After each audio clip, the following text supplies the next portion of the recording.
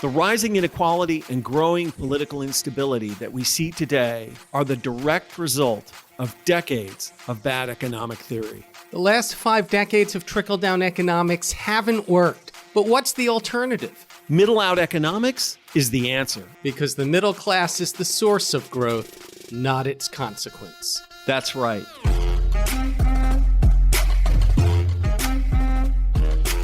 This is Pitchfork Economics with Nick Hanauer, a podcast about how to build the economy from the middle out. Welcome to the show.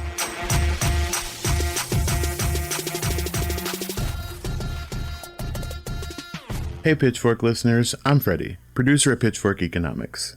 Capitalism isn't broken because we didn't try hard enough. It's broken because we designed it around the wrong goals.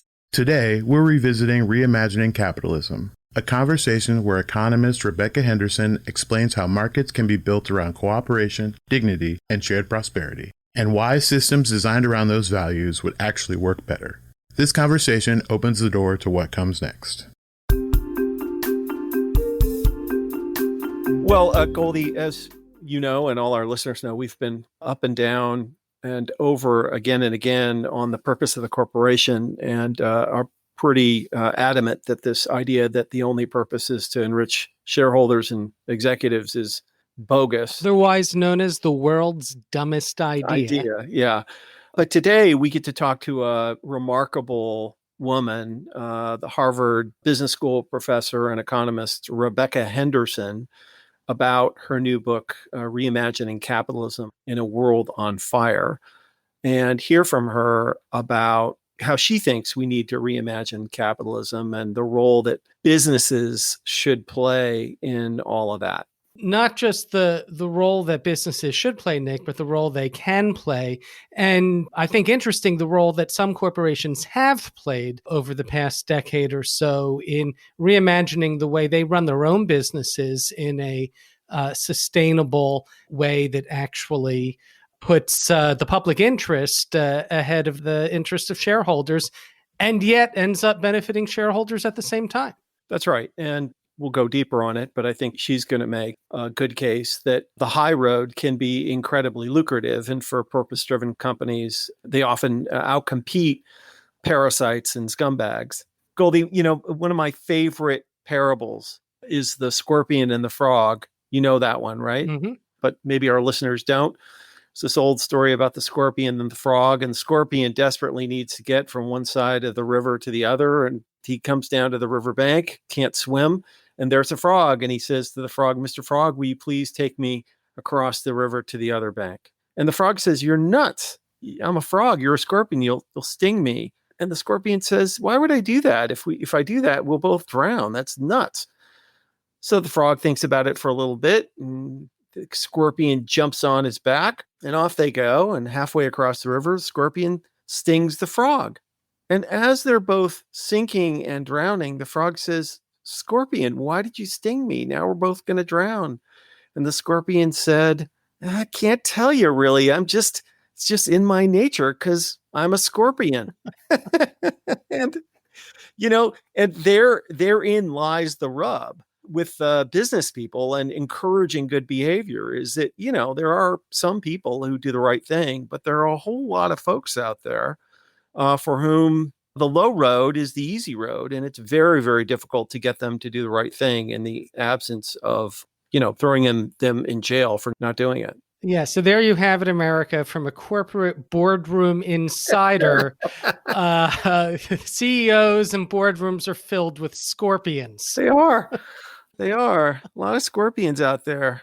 It's very hard to get them to do the right thing in the absence of a requirement to do so. Maybe Rebecca can help us reimagine a capitalism with fewer scorpions. Great. My name is Rebecca Henderson. I'm a professor at the Harvard Business School, and I have recently published a book called Reimagining Capitalism in a World on Fire. That is, may I say, shortlisted by the Financial Times and McKinsey as one of the best business books of the year. Well, first off, why don't we start with the phrase reimagining capitalism? Tell us why you use that phrase. For two reasons. The first is we have to reimagine capitalism. It is not working for the vast majority of the people on the planet. And it is one of the major contributing factors to the climate crisis and to a whole range of environmental crises. So the version we have now is not working. And secondly, I called it reimagining because so many people say to me, well, why reimagine? Why not just throw it out the window? And so I wanted to signal that I thought we could reform it, that we can indeed build a capitalism that is just and sustainable. And in fact, that it's absolutely critical we do so. Could you define capitalism for me? Yes. The private, widely distributed ownership of the means of production.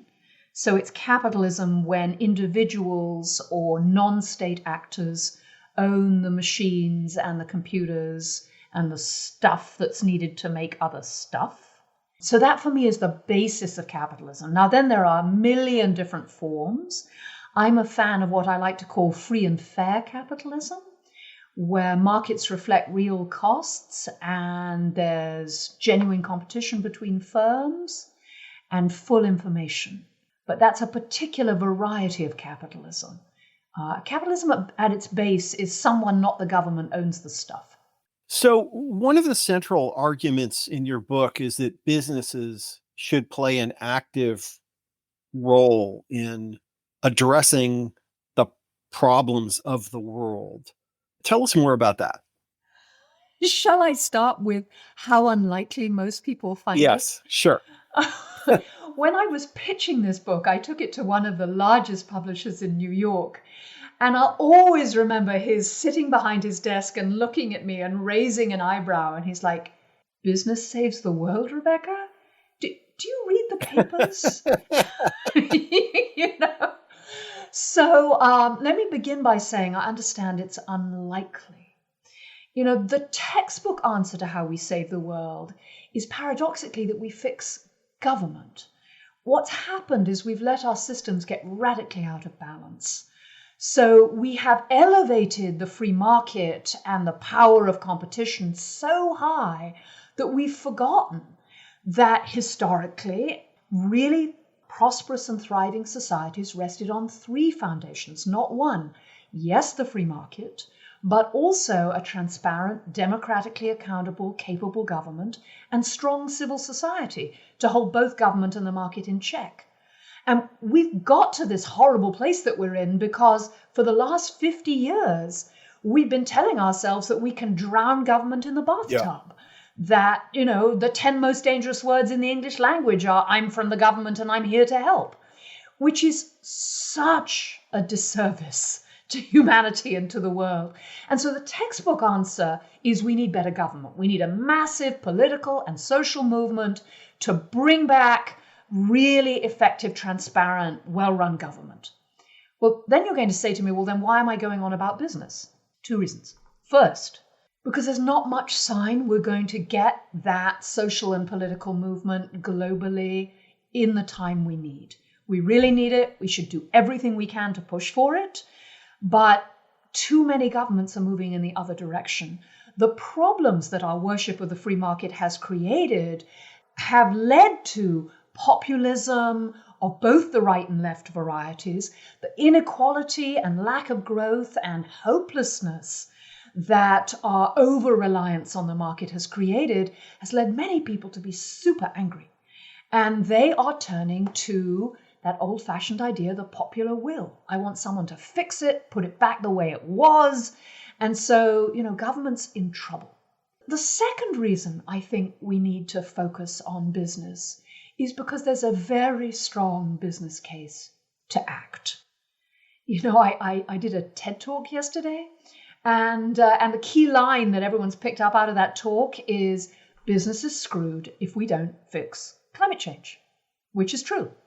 And it's also the case that business is screwed if we don't address inequality or rebuild our institutions, that the world we're creating is not going to be a good world for business.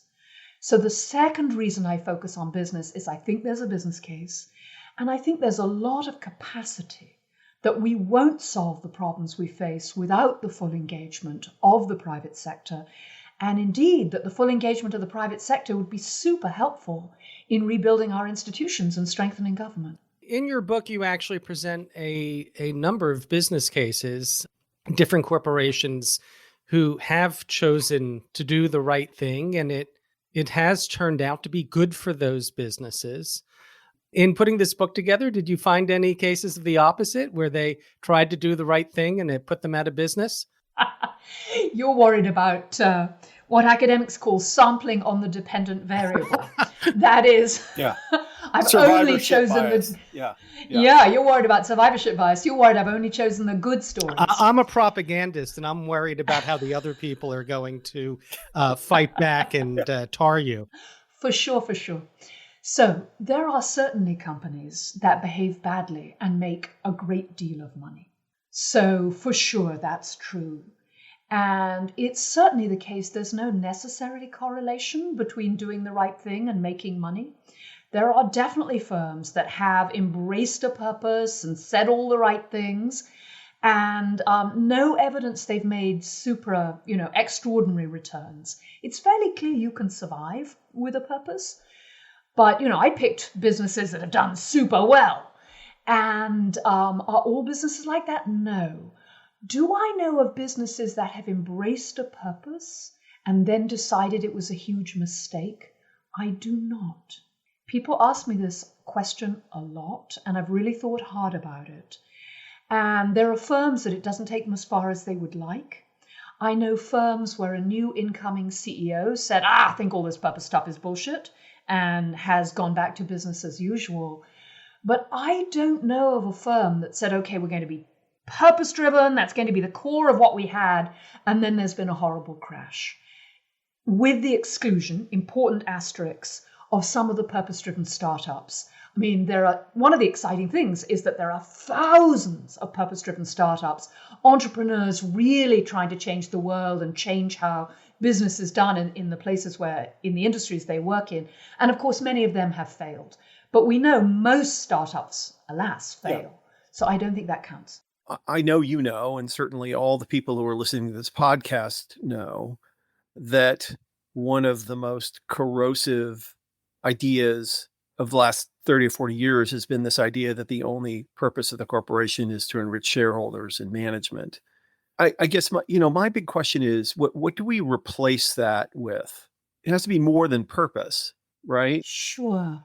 So I will give you my candidate. I'm not sure it's right. I think one of the exciting things about the moment we're in is that many, many people are asking that question. But here's my candidate answer. The purpose of the firm is not to maximize shareholder value. That was always a kind of approximation anyway. The purpose of the firm is to maximize the prosperity and health of the society in which it's embedded. The reason Milton Friedman said firms should just maximize shareholder value was he believed, for some pretty good reasons, that maximizing shareholder value would indeed do just that. Yeah. That it would maximize prosperity and individual freedom. Now, there was a huge asterisk on his reasoning, which said as long as we have a strong government that can set the right guardrails so that when people focus on making profits, they don't wreck the planet and the society.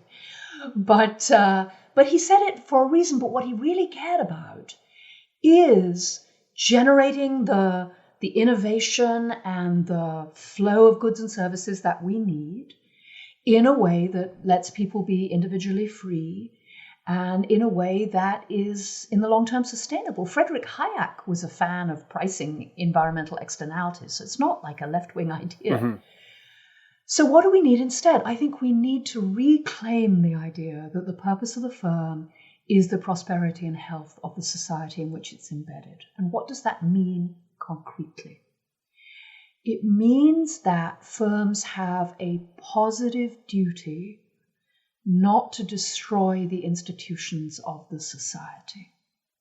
So I think just as we wouldn't tolerate a firm that employs child labor, even if it's highly profitable, we should not tolerate a company that is actively flooding the political system with money, that is actively trying to destabilize the democracy, that is trying to deny the reality of climate change, that it should be understood that firms have responsibility for the institutions that keep the society in balance.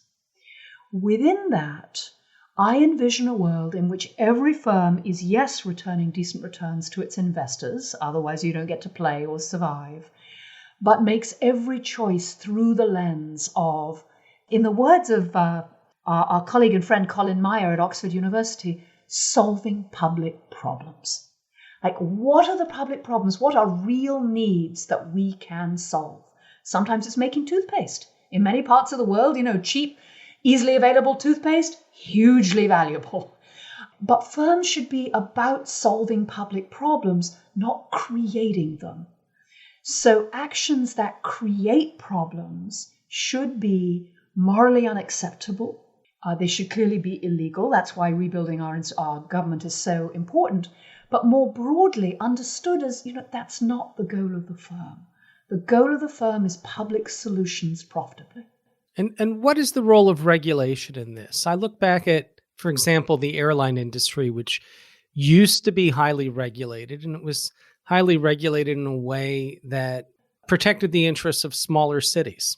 And when we deregulated the industry, amongst all the other things that happened, smaller cities stopped getting service, stopped getting direct service, in some cases, little or no service at all, or at a much higher price.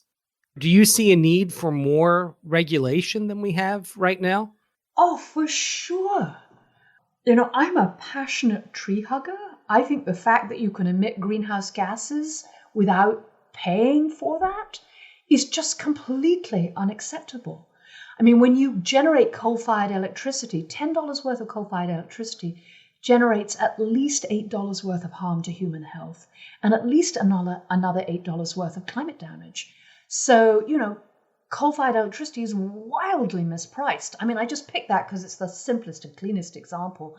But we need decent, here I am talking to this team.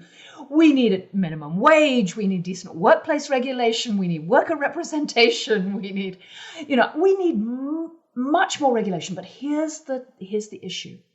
We need good regulation. We need it to be transparent. We need it ideally developed in conjunction with firms that are thinking about the public good as they develop that regulation. Now, I understand that sounds utopian. Some people have given up on it altogether. One of the roots of neoliberalism was the idea that you could never have that kind of regulation, so let's just get rid of all regulation. Whoa, bad idea. So we need to find our way back to a world in which business sees itself as part of a broader system, is actively involved in shaping regulation in a transparent public way, balanced by a strong civil society and mostly kept in check by a strong democracy. Because we should have the regulations that the people want, right? The well-informed, engaged citizenry. So I'm, for example, a huge fan of mandatory voting. I think one of the reasons our society's become so polarized is there's a huge group of people in the middle who are like, what, plague on both their houses. And if every politician had to persuade the people in the middle to vote, people would have to say, sensible things. How do we regulate airlines? How do we come to a central consensus? So that's a long answer to your question, David, but do we need more regulation? For sure. And there's a business case for that? Yes. That's one of the things I try and sketch out in my book, is why, in fact, there's a strong business case for arguing for more regulation. Again, in the case of climate change, that's pretty clear. If we don't have good regulation, we are going to destabilize the world's climate. The big coastal cities will be underwater. We'll have hundreds of millions of people migrating north as the harvests fail. This is not going to be a good world to do business in. So absolutely a strong business case for regulation. I think there's also a business case for better labor regulation, that we need people to sell our stuff to, that a world where people believe they have a future and make a living wage is a much better place to start a business and build a business. That business has a strong case to build the pie for everyone. Yeah. And that the only way to do that is through sensible regulation. Not the only way, but an important component of that is through sensible regulation. Yeah. And, at the end of the day, successful economies, successful societies solve their collective action problems. Yes. And the challenge politically is that certainly our country today is dominated by parasites and cheaters who don't want to solve those collective action problems and actually want to parasite off the goodwill of other folks. And so what I'm really interested in is how you think we solve that problem and the interrelationship between culture and norm change and law change. Because, we used to have a society where business people were much less rapacious than they are today and much more sensitive to, for instance, to issues of inequality than they are today. And it wasn't just the laws that required people to treat their workers fairly. There were just sort of social expectations that made that necessary. So how do we get back to that? Yeah, I have a story as to how that might happen. And the story starts with 20 or 30% of the companies in the world becoming purpose-driven, moving from an overwhelming focus on me right now to an understanding that both not only their self-interest, but the broader interest of the society requires them to focus on us and later. I think those firms can thrive, that they can show that there are ways to run businesses that mean you can do the right thing, think about the common good, and get very rich. And I think we're seeing these fundamental transformations in industries like food, energy, transportation, infrastructure. I've given you more than half of the economy, where really responding to the enormous problems we face is generating all kinds of new business models. And in my story, these firms adopt what I call high road business models, that high road employment systems. That is, they treat people with dignity and respect.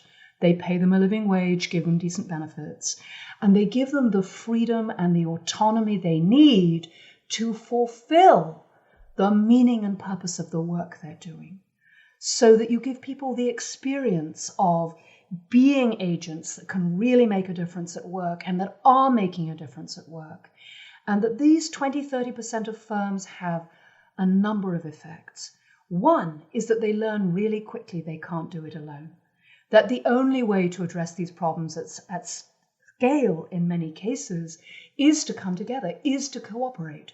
So you're seeing these purpose-driven firms in industry after industry pioneer cooperative efforts across the industry or within geographic regions, saying, I ran into a group of firms in Orange County, for example, just a few weeks ago. They were all having a horrendous time hiring people. Why? Because the local colleges and universities were not preparing people for the kinds of jobs these firms offered, and in particular were not well serving the community of color in that region. And so these firms committed together to strengthening the educational system and to really making sure that people of color had the skills that they needed to take the kinds of jobs these firms were providing. Or you see it in the food industry, where the large food companies have realized that global supply chains need to fundamentally transform to generate less environmental damage and to make sure that there's real justice in how the people in those supply chains are treated. But that has to be done collectively because no single firm can do it alone. So we're seeing these experiments in collective action. And here's the striking thing, Nick. Most of them don't work terribly well because collective action is super hard, particularly if it's completely voluntary. And so people free ride and they make progress. They discover metrics. They try and find ways to enforce the cooperation, but it's not really working. So you create this demand for an institution that will enforce cooperation. So we have two big institutions that could enforce cooperation. One is the capital markets, and we could talk a bunch about that, about how rewiring finance, and if investors could really come to believe that cooperative action is in their best long-term interest, and I think there's lots of evidence that that's beginning to happen. That's very exciting. So maybe investors could enforce cooperation, and the second is government. So paradoxically, what I hope think we're seeing is a group of firms that are coming to realize that no, we have to rediscover the importance of democracy and a strong civil society in rebuilding our institutions and our society. And underneath all of this is the normative change, because I completely agree with you, Nick. You know, my favorite cartoon is that great one by Tom Toro of The New Yorker, which shows a small group of ragged children sitting around a fire, and in the background are the ruins of civilization. And a man in a business suit is saying, well, we did destroy the planet, but for a beautiful moment in time, we created a great deal of shareholder value. Yeah, exactly. It's a classic. You know, and that is so clearly wrong at such a fundamental level that I think having important elements of the private sector really engage in this conversation, really saying, no, we have to think about justice, we have to think about inclusion, is an important contributor to a fundamental shift in how we think ourselves as a world, which is, of course, yes, we must move away from me right now to us and later. I mean, all the great faith traditions have always said it's super unskillful to think that if you only think about yourself, that will make yourself happy, and B, lead to anything good in the world. So this is a fundamental moral shift as well as an economic and institutional shift as well. Yeah, interesting. So why do you do this work? Why do I do this work? Because it makes me feel alive. Because I think all of us should do everything we can, because we don't have much time and we must change. And we have the technology and the resources to build a just and sustainable world. We must do it. We must all do whatever we can right now. So that's why I do this work. Rebecca, thank you so much for being with us. That was fantastic. And we hope every CEO in the world that reads your book and does what you say. Nick, David, thank you. It was a great pleasure. I really enjoyed our conversation. So, Nick, it sounds like Rebecca is in a lot of agreement with us on how the economy works and the purpose of the corporation. For sure. And, I think she makes a really great case that business has a huge role to play in getting our society to be more on track. I think she makes also a terrific case that for companies that are purpose-driven, there's a lot of money in it too. That, being a company that isn't simply driven by shareholder value maximization, isn't martyring yourself and your enterprise and your shareholders, often it works out even better, because at the end of the day, those companies tend to have happier employees, happier customers, and more profits and revenue.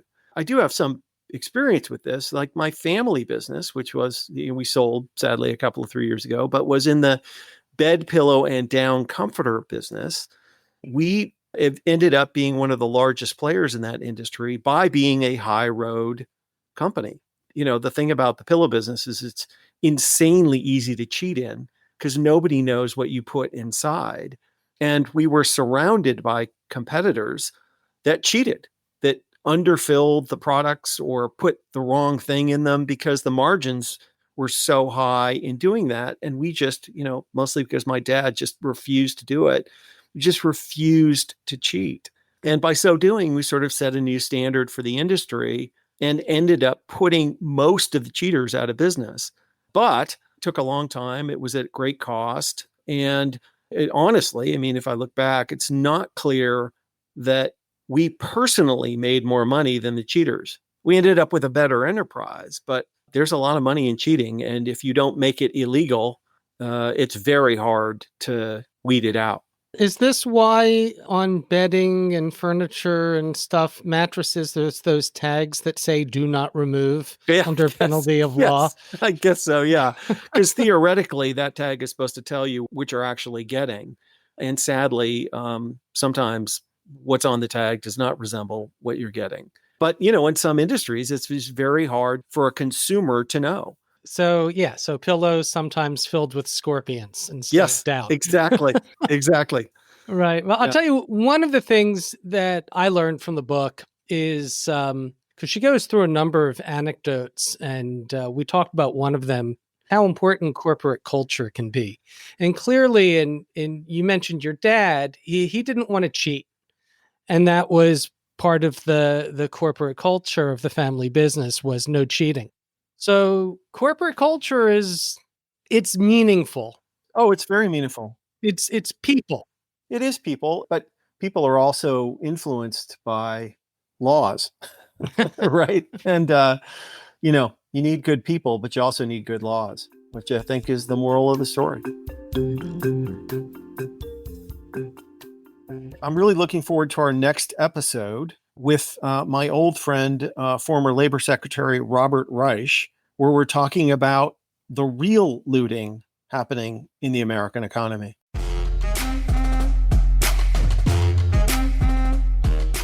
Pitchfork Economics is produced by Civic Ventures.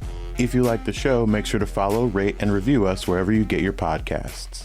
Find us on other platforms like Twitter, Facebook, Instagram, and Threads at Pitchfork Economics. Nick's on Twitter and Facebook as well, at Nick Hanauer. For more content from us, you can subscribe to our weekly newsletter, The Pitch, over on Substack.